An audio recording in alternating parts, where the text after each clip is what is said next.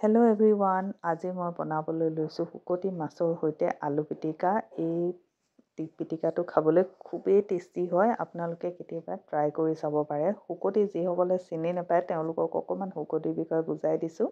এনেকুৱা সৰু সৰু আমাৰ লোকেল মাছবোৰ আনি প্ৰথমতে ভালকৈ চাফা কৰি ইয়াৰ পেটু গুচাই পেলাই এনেকৈ জুইৰ তাপত শুকোৱা হয়।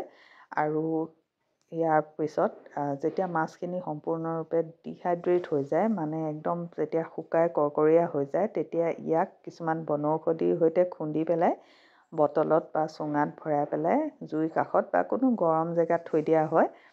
আৰু তাৰপিছতে প্ৰায় কিছুদিনৰ পিছতে ফাৰ্মেণ্ট হৈ পেলাই শুকতি মাছ প্ৰস্তুত হৈ যায়।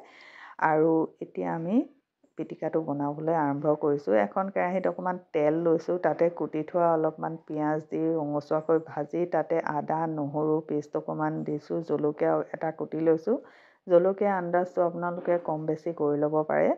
আৰু এনেধৰণে ভাজি ভাজি অকণমান যেতিয়া ৰঙচুৱা হ'ল, তেতিয়া ইয়াতে দি দিছোঁ নিমখ আৰু অকণমান হালধি গুড়া। আৰু এইখিনিও অকণমান ভাজি ভালকৈ লৰাই লৈছোঁ। লৰাই পেলাই ইয়াতে এতিয়া দি দিম আমাৰ মেইন ইনগ্ৰেডিয়েণ্টটো শুকতি মাছৰ গুড়া। এইখিনি অলপ শুকানকৈ ৰখা হয়, নহ'লে ইয়াক বেছি দিনলৈ ষ্ট'ৰ কৰিব অকণমান দিগদাৰ হয়।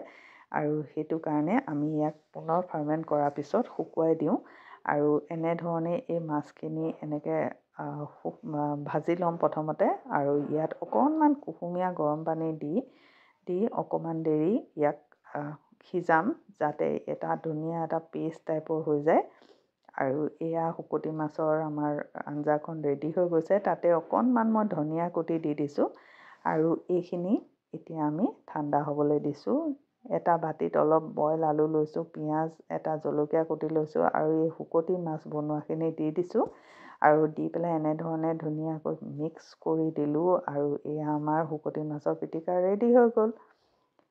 এনেকৈ গৰম ভাতৰ লগত কেতিয়াবা এনেকৈ ধৰণে শুকতি মাছৰ পিটিকা খাই চাবচোন, খুবেই টেষ্টি লাগে।